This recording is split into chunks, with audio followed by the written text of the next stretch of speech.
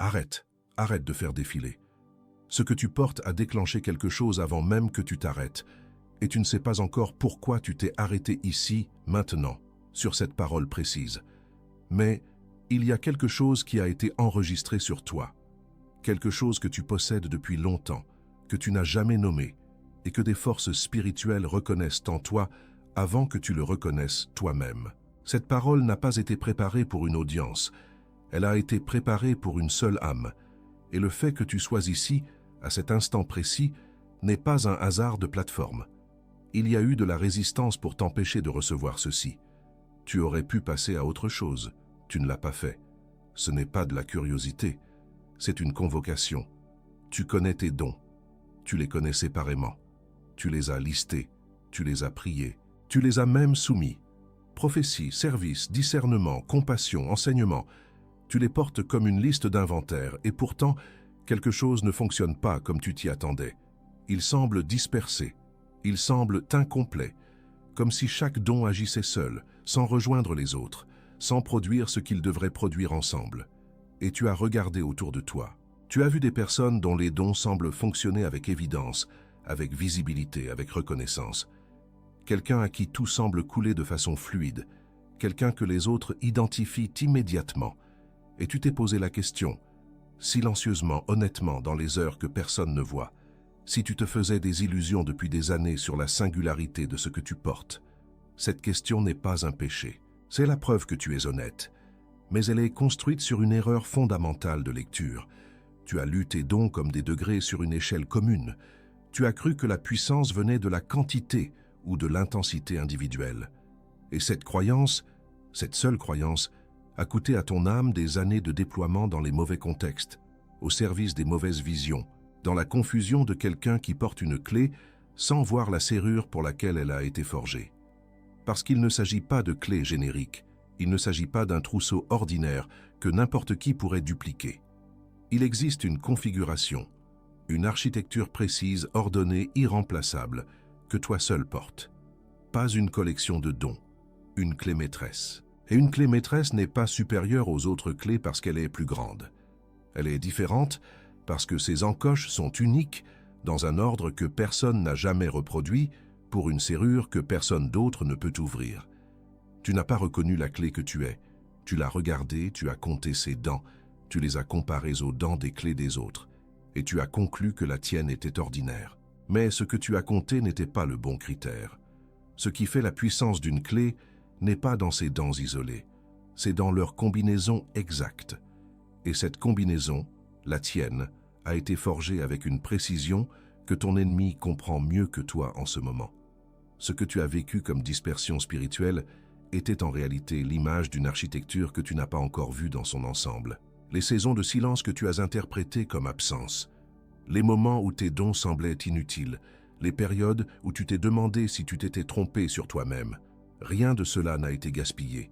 Chaque saison sans nom, chaque année sans reconnaissance visible, c'était la forge. C'était le Père en train de solidifier quelque chose que tu n'étais pas encore prêt à porter.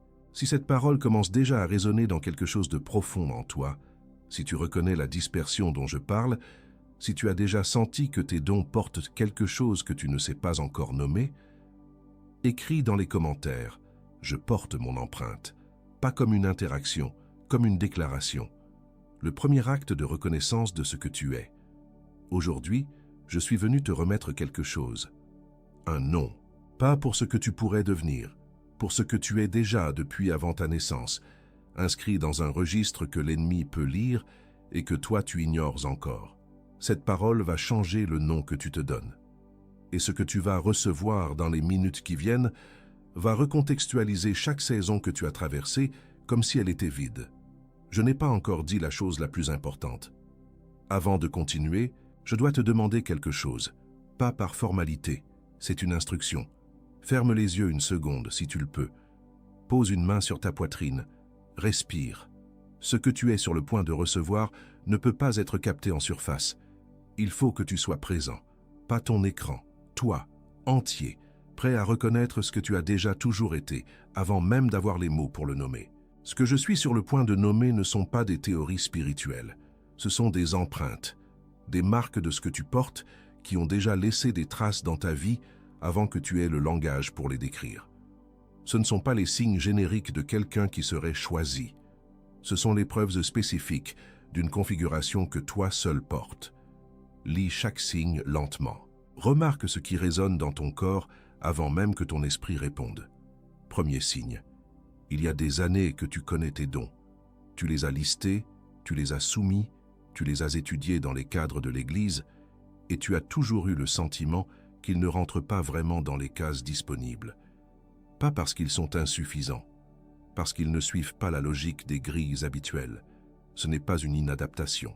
C'est la première empreinte d'une configuration qui dépasse les catégories construites pour les dons ordinaires. Deuxième signe, il y a eu des moments où tu t'es retrouvé dans une situation que personne d'autre ne savait naviguer, et c'est vers toi qu'on s'est tourné. Pas parce que tu étais le plus visible ni le plus expérimenté. Quelque chose en toi avait ce qu'il fallait. Là, pour cela, précisément. Et tu ne saurais pas l'expliquer aujourd'hui. C'est la deuxième empreinte.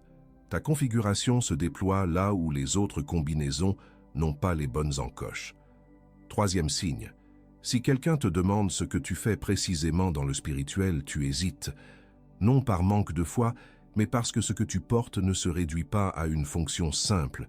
Tu n'es pas juste prophète, juste serviteur, juste enseignant.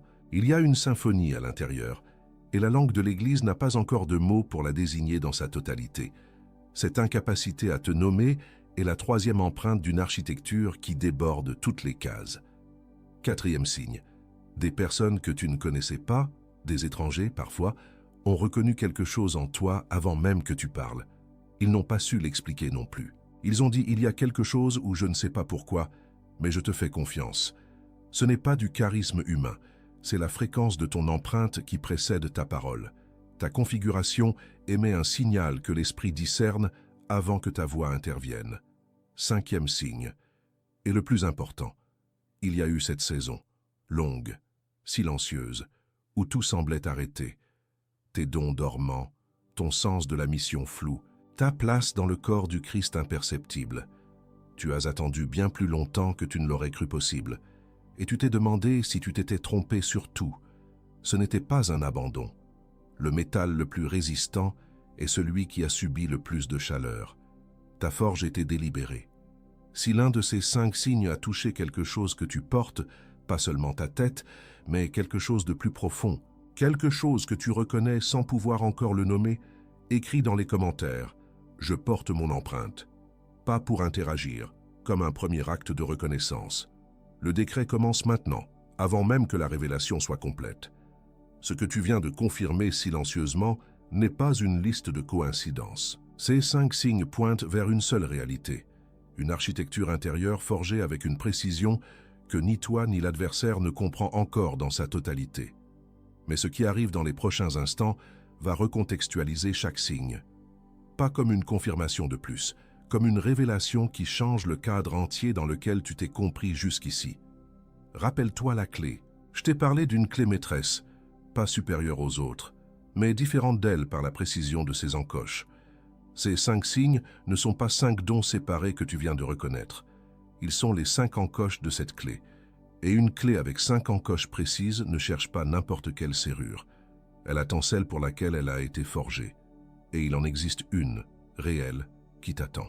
Il y a un terme dans les archives célestes qui décrit exactement ce que tu portes, ce que tes 5 signes révèlent dans leur combinaison, non dans leur séparation. Ce terme n'est pas une étiquette spirituelle parmi d'autres. C'est le nom de ce que l'adversaire surveille en toi depuis le début. Et quand tu l'entendras, tu comprendras pourquoi il a mis autant d'énergie à t'empêcher de l'apprendre. Il y a un terme dans les archives célestes, un terme que les Écritures n'ont pas traduit en un seul mot, parce que la langue humaine n'a pas encore de conteneur assez large pour ce qu'il désigne. Ce terme est inscrit à côté de ton nom depuis avant la fondation du monde. Ce n'est pas un titre, ce n'est pas une fonction, c'est une marque. Et cette marque s'appelle la signature céleste. La signature céleste n'est pas tes dons additionnés. Elle est la combinaison précise, ordonnée et irremplaçable de ce que tu portes. Non seulement les dons eux-mêmes, mais leur séquence d'activation, la fréquence à laquelle ils interagissent entre eux, et l'ancrage territorial dans une mission que Dieu a définie avant même ta première respiration. Ce n'est pas quelque chose que tu construis au fil du temps, c'est quelque chose que tu portais déjà et que ce moment a été préparé pour nommer. Ce qui rend la signature céleste inimitable n'est pas sa puissance brute, c'est son ADN d'alliance. Pour la reproduire, il faudrait reproduire intégralement l'histoire de ta vie, chaque douleur portée dans l'obéissance, chaque acte de foi accompli sans preuve visible, chaque saison traversée sans reconnaissance. Personne ne peut imiter ce que seule ton histoire a forgé. L'adversaire peut contrefaire des dons isolés. Il ne peut pas contrefaire une alliance. Ce qui a été scellé par le Père dans le secret ne peut pas être dupliqué dans le visible. Elle a été formée dans les saisons que tu as nommées silencieuses, pas dans les moments de visibilité, pas dans les périodes où tes dons semblaient couler facilement. Elle a été solidifiée précisément là où tu t'es demandé si tu avais mal lu ton propre appel. Chaque année que tu as comptée comme perdue était une année investie dans la précision de cette signature, dans la profondeur de ses encoches, dans la solidité de sa forme, dans l'irréversibilité de ce qu'elle allait ouvrir. Reste avec moi. Il y a un homme dans les Écritures dont le nom a été prononcé par Dieu lui-même, pas transmis par un intermédiaire, pas attribué par l'Assemblée, prononcé directement, avec intention. Bézalel, fils d'Uri, fils de Hur. L'Éternel dit à Moïse, « J'ai appelé Bézalel par son nom. » Pas, « J'ai choisi un artisan compétent parmi d'autres. » Par son nom. Ce qui précède toujours la révélation d'une signature céleste, ce n'est pas un titre collectif. C'est un appel nominatif et personnel. Ce que Dieu verse en Bézalel n'est pas une liste de talents génériques. C'est une combinaison, sagesse, intelligence, connaissance et art, dans cet ordre précis, pour cette mission précise, pour ce seul édifice selon un plan que personne d'autre ne possédait. Bézalel n'est pas le meilleur artisan d'Israël. Il est le seul porteur de la configuration exacte pour le tabernacle. Et la précision avec laquelle le Père t'a formé dans l'obscurité ressemble à cela, non pas en degré mais en nature. Ce que les Écritures ne disent pas explicitement, mais que l'histoire révèle. Bézalel a été préparé dans un anonymat complet. Il n'y a pas eu de scène publique, pas de démonstration visible de sa combinaison, pas de moment où Israël l'a reconnu avant que le Père le nomme. Sa configuration a été scellée dans l'invisibilité, puis révélée en pleine lumière au moment exact de l'activation. Tu as traversé cet anonymat. Ce n'était pas une disqualification, c'était une préparation au format Bézalel. La différence entre Bézalel avant et après l'appel par son nom n'était pas dans ses capacités. Ses mains étaient les mêmes, sa connaissance était la même. Ce qui a changé, c'est qu'il savait désormais pour quel édifice sa combinaison avait été forgée. C'est exactement là où tu es en ce moment. Tes dons n'ont pas changé cette nuit. Ce qui change, c'est que tu sais maintenant que tu portes une signature céleste et non une simple collection de capacités sans architecture commune. Voilà pourquoi l'adversaire a consacré autant d'énergie, non pas à détruire tes dons, mais à maintenir tes dons séparés dans ta compréhension. Une arme qui ne sait pas qu'elle est chargée ne tire jamais. Si tu portes la prophétie sans voir comment elle s'unit au discernement, à la compassion et à l'enseignement dans ta configuration particulière, tu n'es qu'une pièce sans contexte. Ce que l'ennemi redoute, ce n'est pas ton don isolé. C'est ta signature céleste, activée en pleine conscience d'alliance. Sa stratégie n'a jamais été le vol. Ce que l'alliance scelle, il ne peut pas l'effacer. Sa stratégie a été l'obscurité prolongée sur l'architecture, te maintenir dans la comparaison avec d'autres, te faire croire que tu portes une version moins accomplie de ce que quelqu'un d'autre possède, alors que ton empreinte n'est pas une version de quoi que ce soit. Elle est originale, unique, inscrite sur un registre qu'aucune puissance ne peut dupliquer, parce qu'aucune puissance n'a le droit de signer à ta place. J'avais promis d'y revenir. Je t'ai planté l'image de la clé maîtresse au début de cette parole, une clé dont les encoches ne correspondent à aucune serrure générique. Je reviens maintenant sur cette image avec ce que tu sais désormais. Une clé maîtresse ne sert à rien sans la serrure pour laquelle elle a été forgée. La signature céleste que tu portes n'est pas une clé en attente d'une porte quelconque. Il y a une serrure réelle, un territoire, une famille, une mission, pour laquelle tes encoches ont été taillées avec une précision que seul le Père connaissait. Ce n'est pas une métaphore abstraite. Il existe un espace dans le monde réel, une communauté, une relation, un territoire spirituel, qui est resté fermé précisément parce que ta clé n'y a pas encore été présentée. Non pas parce que tu n'étais pas prêt plus tôt, parce que la forge n'était pas terminée. Maintenant, les encoches sont complètes. La signature est scellée, et la serrure qui n'a pas pu s'ouvrir par d'autres combinaisons t'attend, non pas avec patience, mais avec une urgence que le spirituel a déjà enregistrée. Connaître les notes n'est pas connaître la partition. Tu as peut-être nommé tes dons séparément, prophétie, discernement, compassion, enseignement, service, et tu les as entendus comme des instruments jouant chacun dans une pièce différente. La signature céleste, c'est le moment où ces instruments s'alignent selon la partition que le Père a écrite avant ta naissance. Le résultat n'est pas simplement plus fort. Il est d'une nature différente. Une symphonie ne se compare pas à un solo. Elle opère dans une dimension que le solo ne peut pas atteindre. Quand tu entres dans un espace, il y a quelque chose qui précède ta voix.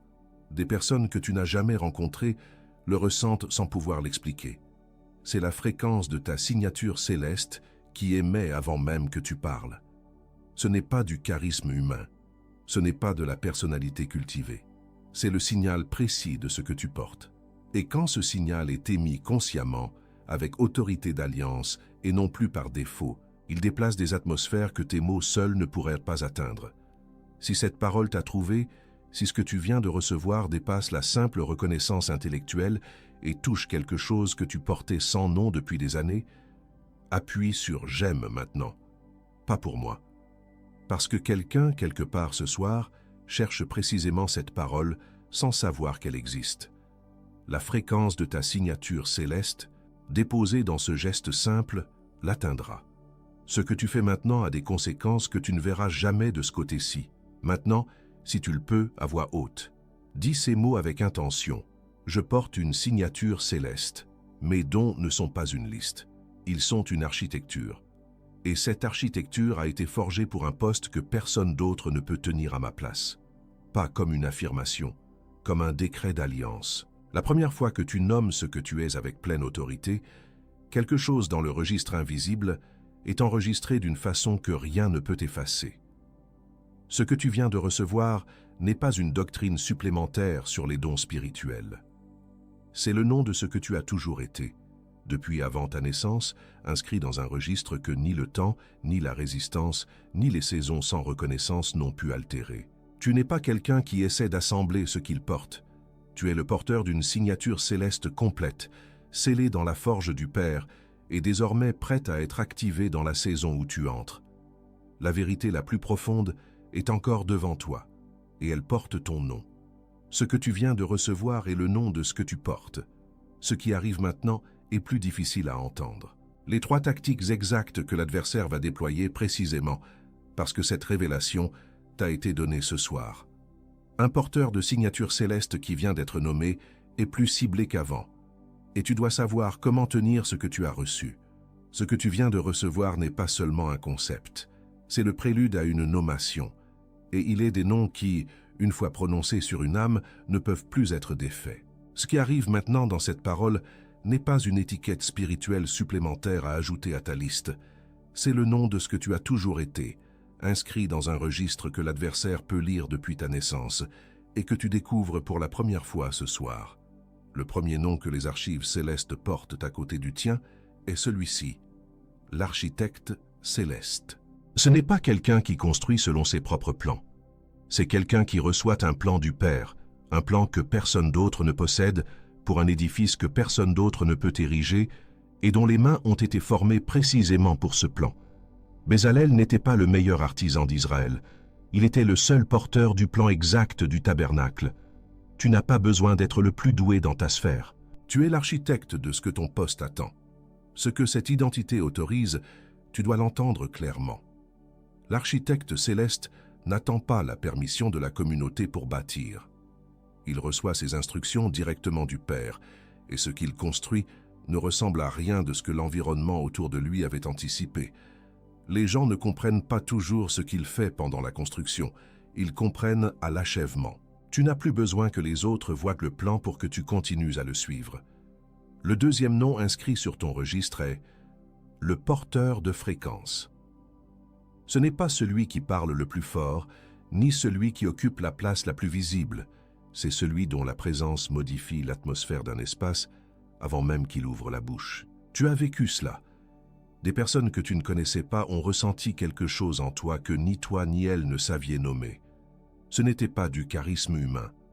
C'était ta fréquence, émise à ton insu, reconnue par l'esprit avant que ta voix intervienne.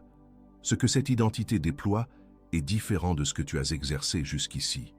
Un porteur de fréquence qui ignore sa fréquence émet à un volume résiduel, réel, mais non intentionnel. Un porteur de fréquence qui entre dans un espace en pleine conscience de ce qu'il porte déplace des atmosphères spirituelles avec une précision que le simple discours ne peut pas atteindre. La différence entre entrer quelque part par défaut et entrer avec autorité d'alliance, c'est la différence entre un signal parasité et un signal calibré. Le troisième nom, et il est le plus difficile à recevoir, non parce qu'il est excessif, mais parce qu'il est irrévocable, est celui-ci, le sceau vivant.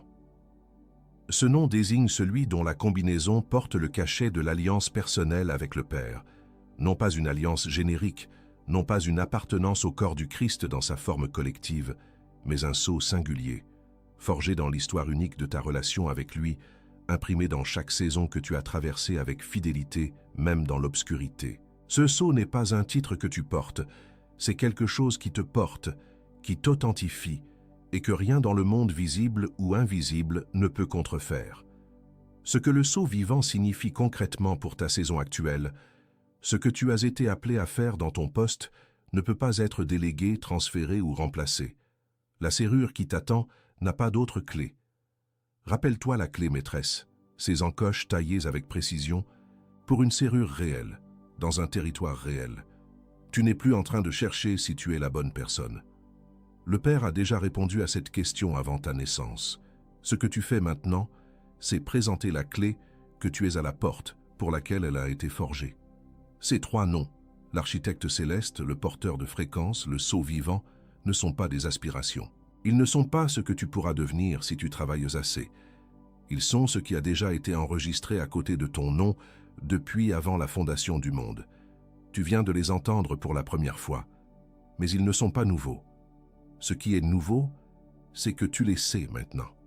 Si cette parole t'a trouvé, si ces trois noms ont atterri sur quelque chose de réel en toi, quelque chose que tu portais sans pouvoir le nommer, appuie sur « j'aime » maintenant. Pas pour moi. Parce qu'il y a quelqu'un en ce moment qui porte les mêmes trois noms sans en avoir jamais entendu un seul. Ce que tu fais là l'atteindra. La fréquence de ta signature céleste déposée dans ce geste voyage plus loin que tu ne peux le mesurer. J'avais promis de revenir sur quelque chose. Je le ferai. Mais d'abord, il y a quelque chose de critique que tu dois comprendre sur ce qui se passe ensuite. Parce qu'un porteur de signature céleste, qui vient d'être nommé, devient une cible d'une nature différente de celle d'avant.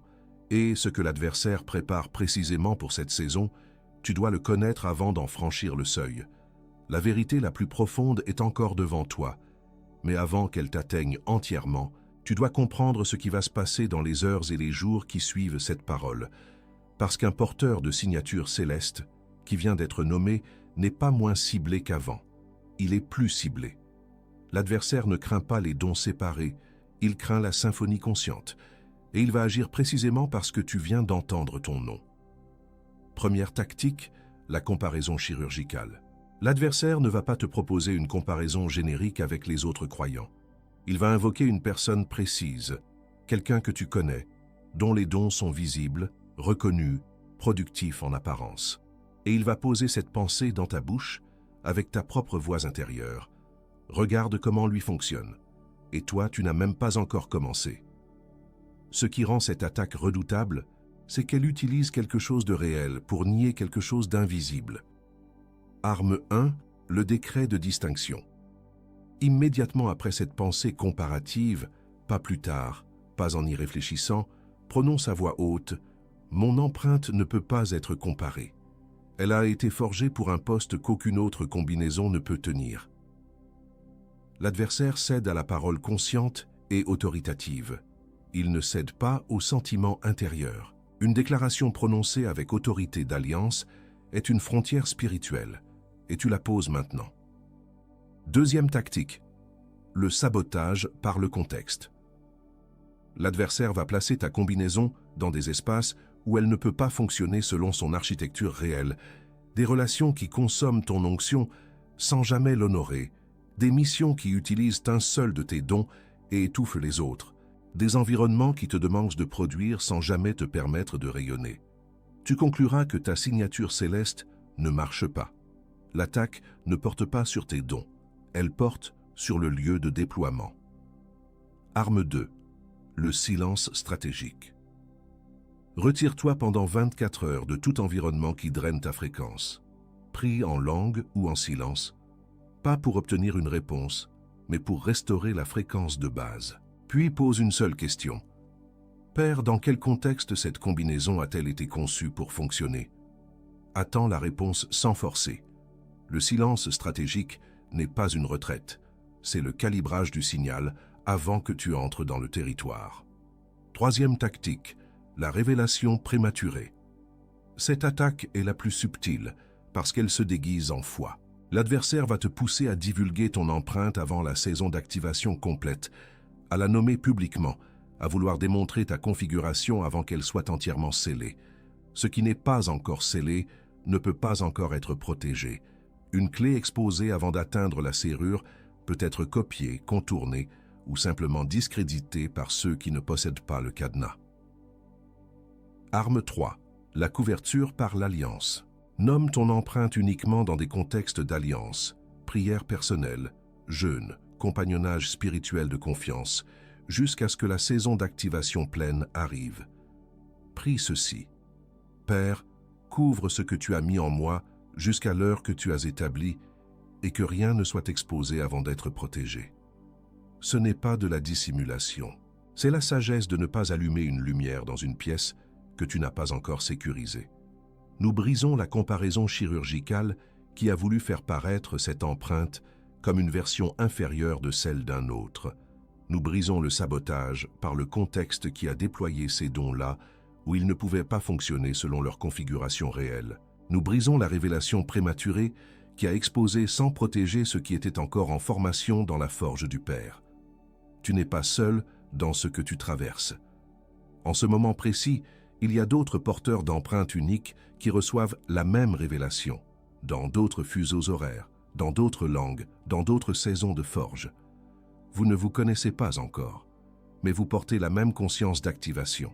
Ce que tu ressens comme isolement est en réalité la fréquence d'une armée qui n'a pas encore été révélée à elle-même. Abonne-toi à cette chaîne, non pas pour du contenu, mais pour que la prochaine parole préparée pour toi te trouve sans résistance. Il y a des paroles à venir qui poursuivent le processus que cette révélation a commencé ce soir. Si tu t'alignes maintenant, elles te trouveront dans la saison exacte où tu en auras besoin. Ce que tu poses comme acte spirituel maintenant ouvrira un accès que la simple curiosité ne pourrait pas créer. Reste avec moi. Ce qui arrive maintenant est le lieu où tout ce que tu as reçu ce soir est scellé, dans une prière tripartite, dans une déclaration d'identité que rien ne pourra défaire, et dans la voix du Père qui répond à chacune des douleurs par lesquelles tu as commencé. La forge est terminée. La signature est complète. Et l'heure de l'activation, celle pour laquelle tu as attendu plus longtemps que tu ne l'aurais cru possible, est maintenant. Ferme les yeux si tu le peux. Pose une main sur ta poitrine, là où tu as porté tout ce que tu n'as jamais pu nommer. Ce que tu es sur le point de libérer n'est pas symbolique. Ce que tu es sur le point de recevoir n'est pas une déclaration parmi d'autres. C'est une installation. Reste ici, entier, présent à ce que tu es depuis avant ta naissance, et qui porte maintenant un nom. Nous déclarons ensemble, pas comme une audience qui reçoit une information, mais comme une assemblée de porteurs d'empreintes qui prononcent ce qui a déjà été enregistré dans le registre du Père depuis avant leur naissance. Ce que nous allons dire n'est pas nouveau dans le ciel, c'est nouveau dans notre bouche. Et c'est précisément dans notre bouche que cela devient actif sur le territoire. Nous libérons la comparaison chirurgicale. Chaque moment où cette empreinte a été mesurée contre celle d'un autre, chaque instant où les dons d'un autre, plus visibles, plus reconnus, ont fait paraître notre configuration comme insuffisante, comme une version inférieure de quelque chose que quelqu'un d'autre possédait avec plus d'évidence. Cette pensée a porté un nom dans nos années silencieuses. Ce soir, elle perd toute autorité sur ce que le Père a forgé. Nous libérons la croyance que cette combinaison est ordinaire. L'erreur fondamentale qui a transformé une architecture en une liste, une symphonie en des notes séparées, une clé maîtresse en un trousseau sans destination. Cette croyance a coûté des années de déploiement dans les mauvais contextes, au service des mauvaises visions, à la disposition de ceux qui ne savaient pas ce qu'ils tenaient. Nous la relâchons maintenant, entièrement, sans retour. Nous libérons les contextes et les relations qui ont consommé notre onction sans jamais l'honorer. Les espaces qui ont utilisé un seul don et étouffé les autres. Les missions qui ont pris la clé sans jamais voir la serrure pour laquelle elle avait été forgée. Nous partons de ces contextes sans culpabilité. Notre empreinte n'était pas fausse là-bas. Elle était simplement dans la mauvaise serrure. Nous libérons la saison d'attente vécue comme abandon, chaque année comptée comme perdue, chaque silence interprété comme rejet. Nous les renommons maintenant, définitivement. Ce n'était pas un désert, c'était un four. Ce qui en sort n'est pas appauvri par l'attente. Il est scellé par elle, et ce que le feu a solidifié, aucune main ne peut le ramollir. Écris maintenant dans les commentaires « Je porte mon empreinte ». Pas comme une réponse à une parole, comme un acte d'alliance. La première fois que tu le déclares devant des témoins, avec intention, ce que tu écris est enregistré. Pas seulement sur une plateforme. Le Père a entendu, l'adversaire aussi. Et cette frontière posée en conscience produit des effets que tu verras dans la saison qui s'ouvre devant toi.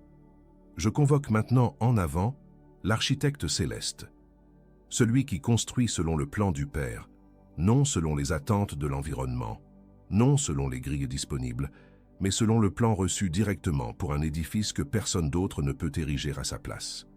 L'architecte céleste est autorisé, mandaté, équipé. Ses mains ont été formées dans la forge pour ce plan précis. Il s'avance maintenant dans la saison ouverte devant lui. Je convoque maintenant en avant le porteur de fréquence, celui dont la présence précède la parole, dont le signal modifie l'atmosphère d'un espace avant même qu'il ouvre la bouche. Ce n'est plus un signal résiduel, émis par défaut.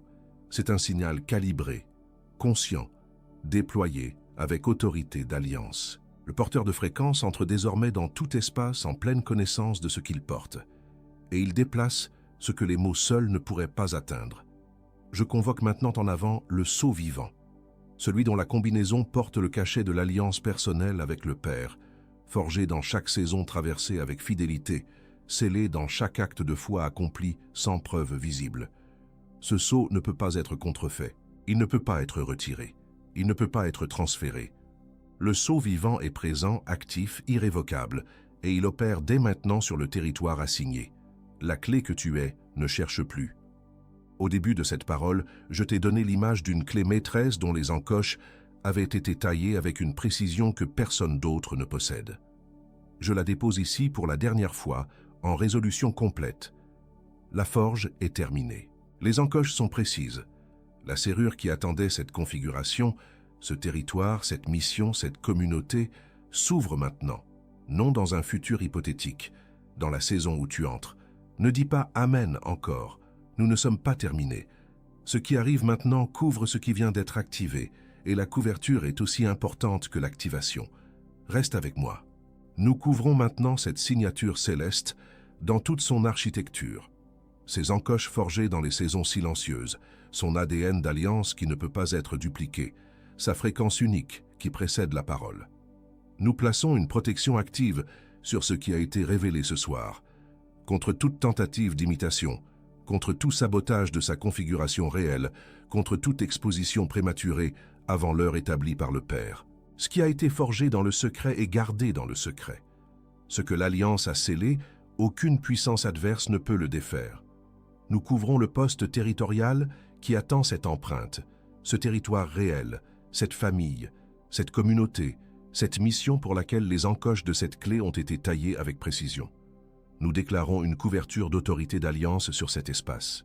Aucune autre combinaison ne l'occupera à ta place. Aucune main étrangère ne touchera ce que le Père a réservé pour cette signature céleste. Le poste est gardé, intact, préservé jusqu'à l'heure exacte de ta présentation. La serrure attend la clé qu'elle n'a jamais pu ignorer. Nous scellons la saison d'activation qui commence maintenant contre toute interruption orchestrée, toute distraction planifiée, toute comparaison future qui voudrait retarder ce que le Père a établi. La saison est protégée du début à son accomplissement. Ce que le Père a commencé dans le registre invisible ce soir, il le mènera à terme dans le visible, et chaque tentative de l'adversaire de retarder ou de dévoyer ce processus se brise contre la couverture que nous posons maintenant sur cette vie, sur cet appel, sur cet avenir. Nous brisons la comparaison chirurgicale. Elle perd toute autorité sur cette empreinte à partir de cette heure précise. Nous brisons le sabotage par le contexte. Aucun lieu de déploiement inapproprié ne peut plus définir ce que cette configuration est ou peut accomplir. Nous brisons la révélation prématurée. Ce qui est couvert dans l'Alliance ne peut plus être exposé avant que la clé soit présentée à la serrure pour laquelle elle a été forgée. Nous déclarons sur cette vie que la signature céleste qu'elle porte est activée en pleine conscience d'alliance à partir de cette heure. Non plus une collection de dons séparés, mais une symphonie complète, déployée selon la partition que le Père a écrite avant la fondation du monde. L'Écriture atteste. Il nous a élus en lui avant la fondation du monde. Éphésiens 1, 4. Et ce que l'éternité a établi, cette saison l'accomplit dans le naturel. Ce qui a été forgé dans le silence émerge maintenant dans le visible. Nous déclarons que l'architecte céleste entre en activité complète, que les mains formées pour ce plan reçoivent maintenant les instructions directes du Père, sans intermédiaire, sans attendre la permission de ceux qui n'ont pas vu le plan. Ce qui sera bâti à partir de cette heure ne ressemblera à rien de ce que l'environnement autour avait anticipé. Et c'est précisément là la preuve que l'architecte suit les bonnes instructions, non les attentes humaines, mais le plan singulier du Père.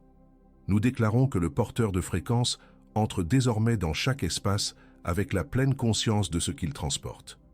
Le signal n'est plus résiduel, il est calibré, intentionnel, déployé avec l'autorité de celui qui sait exactement ce qu'il porte. Chaque atmosphère traversée en sera modifiée avant même qu'une parole soit prononcée. Ce que l'adversaire redoutait est arrivé. La signature céleste est activée en conscience d'alliance et son signal traverse maintenant des dimensions que le discours seul n'aurait jamais pu atteindre. Nous déclarons que le sceau vivant est imprimé, actif et irrévocable sur cette vie à partir de ce moment. Il porte chaque saison traversée avec fidélité, chaque acte de foi accompli dans l'obscurité, chaque année passée dans la forge sans reconnaissance visible. Il ne peut pas être contrefait, il ne peut pas être retiré.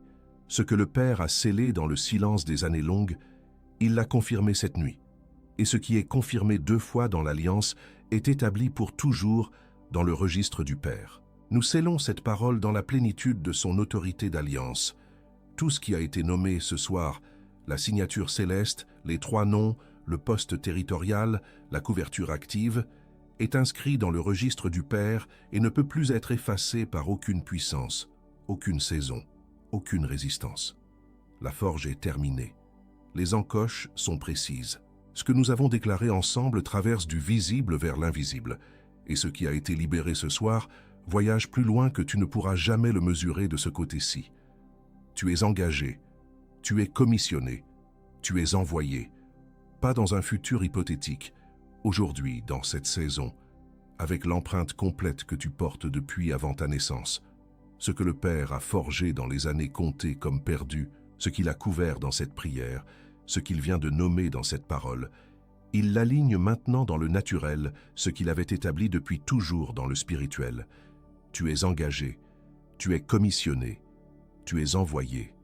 Avec la signature céleste complète, l'autorité de l'architecte céleste, la fréquence consciente du porteur, le cachet irrévocable du sceau vivant.